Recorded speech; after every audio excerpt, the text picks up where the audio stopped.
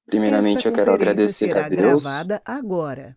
por esta rica oportunidade. Quero agradecer ao Rogério também pelo convite. Confesso que não estou atrás de um púlpito, mas as pernas tremem do mesmo jeito. Isso não é nenhum fato, é uma verdade. E eu acredito que Deus preparou algo especial para os nossos corações nesta noite. E acredito que Ele vai falar poderosamente conosco. Assim como a gente já está dando continuidade ao capítulo 2 de Colossenses, eu gostaria de falar um pouco aqui também em Colossenses. Assim como já passaram grandes homens de Deus e mulheres de Deus antes de mim, com muito maior conhecimento teológico, eu sou um mero aprendiz aqui. Eu gosto muito de aprender antes de precisar ensinar alguma coisa.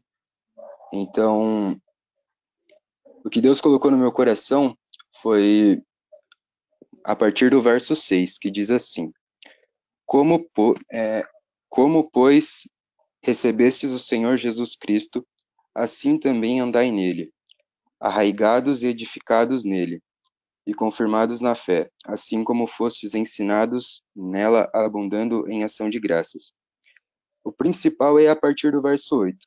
Tendo cuidado para que ninguém vos faça presa sua por meio de filosofias e vãs sutilezas, segundo a tradição dos homens, segundo os rudimentos do mundo, e não segundo Cristo, porque nele habita corporalmente toda a plenitude da divindade, e estáis perfeitos nele, que é a cabeça de todo o princípio e potestade, no qual também estáis circuncidados com a circuncisão não feita por mão no despojo do corpo, dos pecados da carne, a circuncisão de Cristo, sepultados com ele no batismo, nele também ressuscitastes pela fé no poder de Deus, que o ressuscitou dentre os mortos, e quando vós estáveis mortos no pecado e na incircuncisão da vossa carne, vos vivificou juntamente com ele, perdoando-vos todas as ofensas, havendo riscado a cédula que era contra nós nas suas ordenanças,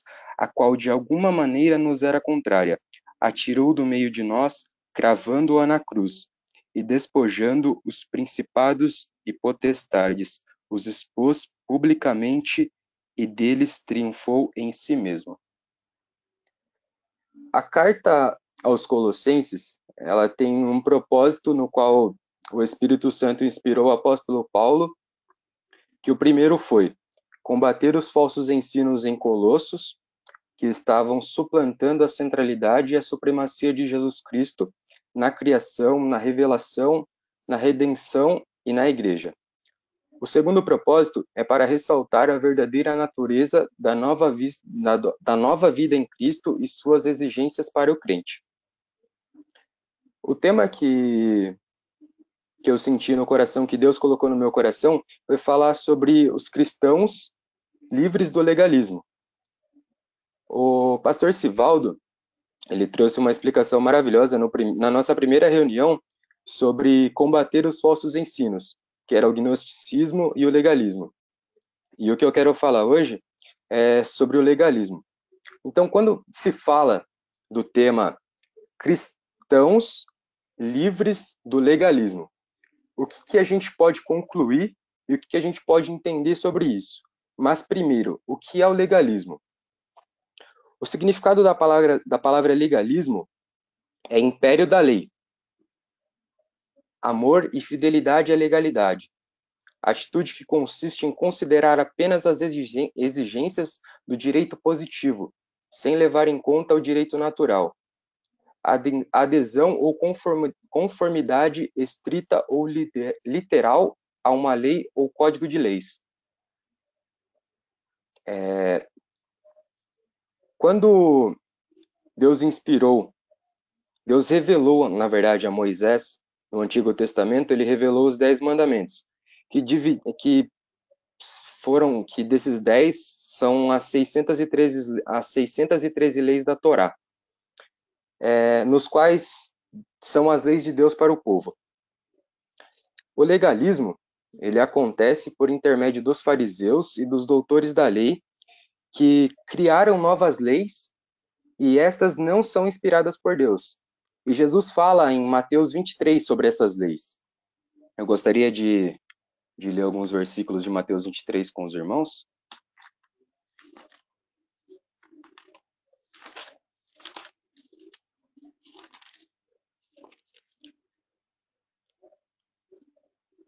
Que fala assim: a religião de aparência dos fariseus. Então Jesus falou à multidão e aos seus discípulos, dizendo: na cadeira de Moisés estão assentados os escribas e fariseus.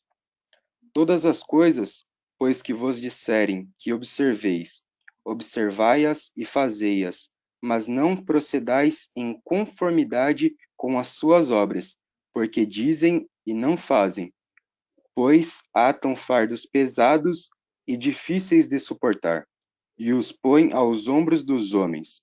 Eles, porém, nem com o dedo querem movê-los, e fazem todas as obras a fim de serem vistos pelos homens, pois trazem largos filactérios e alargam as franjas das suas vestes.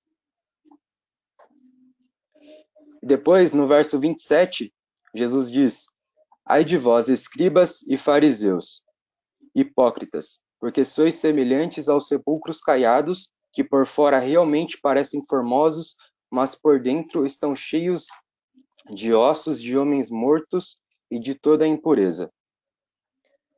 O legalismo, ele provém da criação dos fariseus e dos doutores da lei, as leis na qual não provinham agradar a Deus, mas agradar ao homem. Essas leis, que assim como o próprio Jesus diz, que eram pesadas demais para carregar, e nem sequer com o dedo poderiam movê-las. Os mesmos doutores da lei, os mesmos escribas, que condenaram a Cristo, também criaram essas leis que faziam com que eles acreditassem que somente mediante essa lei, se eles cumprissem essas leis criadas por eles, eles poderiam alcançar a salvação mediante a Cristo, que é algo que Deus ele condenou isso. As leis criadas mediante o legalismo significam pôr as regras acima de Deus e das necessidades humanas. É o estilo de vida de pessoas que acreditam que o cumprimento das regras torna o indivíduo merecedor do favor e da salvação divina. Esse pensamento não é bíblico e foi condenado por Cristo. Assim como ele falou no capítulo 23, principalmente no verso 27, que mediante a atitude deles, a intenção dos fariseus, dos doutores da lei, era ter aparência diante dos homens, agradar aos homens. Mas aquilo que Cristo nos deu, tudo aquilo que ele nos deu, tudo aquilo que ele sofreu por nós, ele nos ensina que não devemos agradar ao homem, devemos agradar somente a Cristo, e somente por ele, porque ele é merecedor. Então, os fariseus, os escribas, são hipócritas. Quando Jesus fala no verso 27, ai de vós, escribas e fariseus, hipócritas, porque sois semelhantes aos sepulcros caiados, que por fora parecem formosos, mas por dentro estão cheios de ossos de homens mortos e de toda a impureza. Isso porque o pensamento dos fariseus e dos escribas, doutores da lei, era somente agradar aos homens, somente ter aparência diante dos homens. Não se importavam em ter uma vida convicta diante de Cristo, uma vida santificada, uma vida em que você vivia mediante a vontade de Cristo, mediante a vontade do Pai. Então, esse pensamento de estilo de vida de pessoas que acreditam que o cumprimento de regras torna o indivíduo merecedor do favor e da salvação divina, ele foi condenado por Cristo. Mas também não quer dizer que nós, cristãos, não devemos obedecer às leis que nos foram estabelecidas. Nós devemos sim obedecer às leis que foram estabelecidas pelo nosso governo, as leis que foram estabelecidas pelas autoridades, as leis que nos foram estabelecidas mediante as nossas igrejas, a doutrina que nós temos que obedecer o que já nos foi posto. Não adianta você falar que é cristão, que você é filho, que você é isso, que você é aquilo, se você não obedece à lei, se você não obedece às regras que te foram impostas. Se alguém tem costume de falar isso, se alguém fala isso enchendo-se de orgulho, simplesmente você está jogando o seu tempo fora.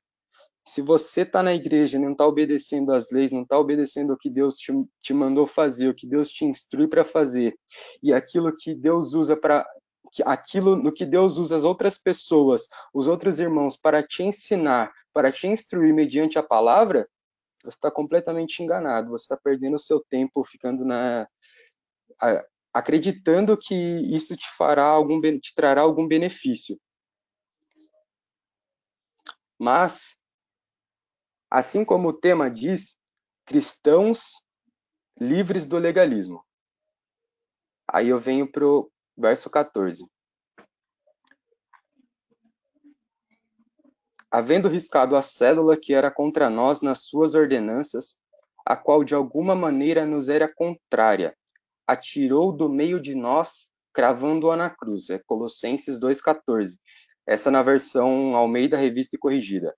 Na versão King James diz assim: apagando a escrita de ordenanças que era contra nós, a qual nos era contrária, e tirou-a do meio de nós, cravando-a na sua cruz. A cédula, que pertence à lei de Moisés, que era o padrão de justiça de Deus naquela época, que o homem não podia alcançar, a lei basicamente ela está contra nós. Simplesmente porque nós somos incapazes, nós não temos condição alguma, nós não temos o mínimo de condição de guardar os preceitos que foi nos dado. Não importa o que nós façamos para guardá-los, é impossível, nós somos incapazes, nós não conseguimos. Quando Jesus ao cravar essas ordenanças que nos eram contrárias, Jesus aboliu as leis com a sua morte na cruz. Como ele foi crucificado, as leis juntamente com ele foram crucificadas.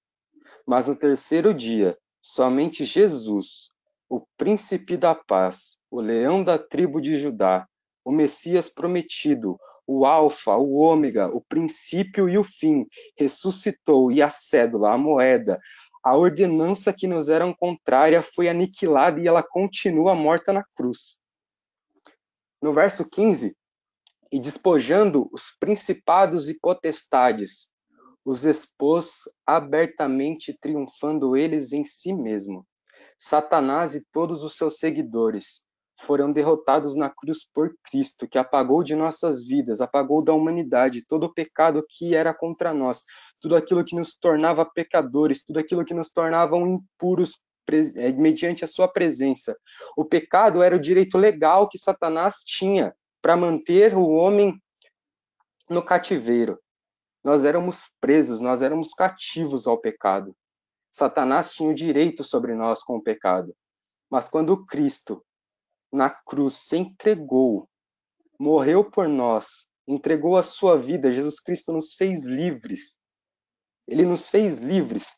A dimensão de ser livre por um sacrifício que nós não merecemos é algo que muitas das vezes é quase que impossível, praticamente impossível. É algo inacreditável. Nós, que não somos nada, não somos merecedores de nada, não temos nada para oferecer, mesmo que quiséssemos pagar pelo sacrifício que Cristo teve por nós, pelo sacrifício, por tudo aquilo que ele entregou, por tudo aquilo que ele sofreu por nós, nós não poderíamos pagar. Mas Jesus Cristo, na cruz, ele nos fez livres para a honra e glória de Deus, o Pai. Então, Cristo nos libertou da legalidade. Na cruz, Cristo pagou os nossos pecados, ele tomou as nossas enfermidades, as nossas iniquidades, tudo aquilo que era contrário contra nós, a cédula, aquilo que nos era contrário, aquilo que o diabo tinha direito de nos manter cativo, que era o pecado. Jesus Cristo, ele aniquilou, ele absolveu, ele destruiu na cruz. E a cédula, essa moeda, essa ordenança que nos era contrária, ela permanece aniquilada. Porque só Jesus Cristo, aquele que tem todo o poder, aquele que merece toda a honra, aquele que merece toda a glória, nos quis livres. Ele nos fez livres. E nos fez livres para que nós pudéssemos entregar o nosso culto, o nosso louvor, a nossa adoração, e para que principalmente nós levemos a boa nova de salvação àqueles que precisam, àqueles que estão sedentos pela palavra, para que pregássemos o evangelho a toda criatura. Então, que nós possamos estar firmes diante da presença de Cristo, que nós possamos estar arraigados, assim como diz no verso de número 6, se eu não me engano, que estejamos arraigados, firmados completamente em Cristo, que estejamos olhando somente para Cristo, para que possamos fazer aquilo que Ele nos ordenou, aquilo que Ele nos deixou para fazer, que nós tenhamos força, que Jesus Cristo nos dê força, nos levante, coloque a vontade em nossos corações, para que nós possamos anunciar a boa nova de salvação a todos aqueles que precisam. Assim eu agradeço a oportunidade em nome de Jesus Cristo. Amém.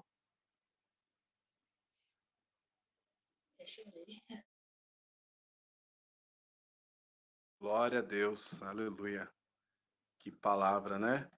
A cédula, ou seja, o contrato, tudo aquilo que tinha a relação de todos os nossos pecados foi cravada na cruz, personificada em Cristo Jesus.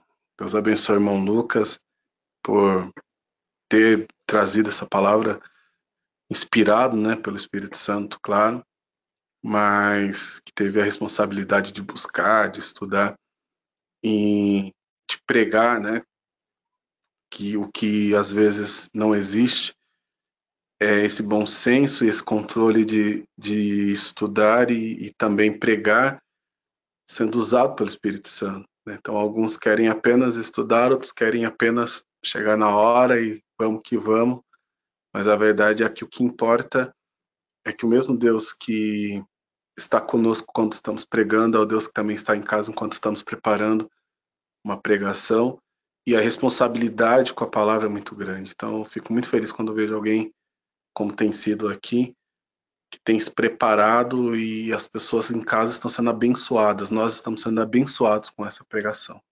Amém? Vou fazer uma oração nesse momento. A irmã Gislaine está na sala. Gislaine, você pode fazer uma oração nesse momento?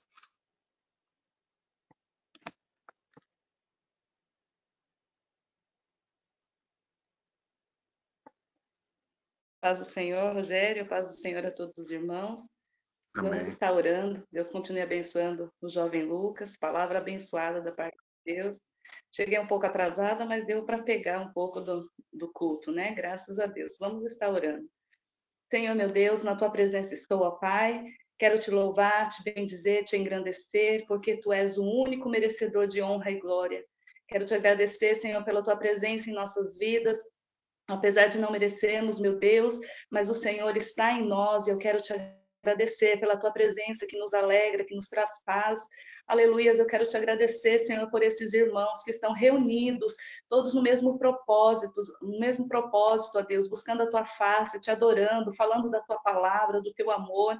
Eu te agradeço, meu Deus, pela vida dos teus servos, que o Senhor venha abençoar a vida de todos eles e suas famílias. Eu peço em nome de Jesus que o Senhor entre com providência naquilo que cada um precisa, pois o Senhor sabe, cada um tem colocado algo nas suas mãos, tem apresentado um pedido ao Senhor, e o Senhor é aquele que pode resolver todo e qualquer problema. Em nome de Jesus eu peço, Senhor, continue conosco, nos abençoando, e desde já eu te agradeço, ó Deus. Amém. Eu agradeço a oportunidade em nome de Jesus. Amém. Pastor Sivaldo, bênção apostólica. Amém. Que o grande amor de Deus, o Pai, a abundante graça de nosso Senhor e Salvador Jesus Cristo, As consolações do Espírito Santo estejam com todos, desde agora e para sempre. Todos digam amém. Amém. Tenham todos uma boa noite, um bom descanso. Amém. Amém. Glória a Amém. Deus. Deus abençoe a todos, irmãos. Então, fiquem atentos aí lá no grupo, porque nós iremos notificá-los sobre as aulas da escola dominical, que não vai ser no dominical, porque não vai ser no domingo, mas vai ser escola bíblica do mesmo jeito. E na terça-feira, então, nós nos encontraremos novamente. Deus abençoe a todos. A quem vai trabalhar agora, a Ederson aí, não sei se mais alguém. Bom trabalho a todos nós. Deus abençoe cada lar neste momento. Amém.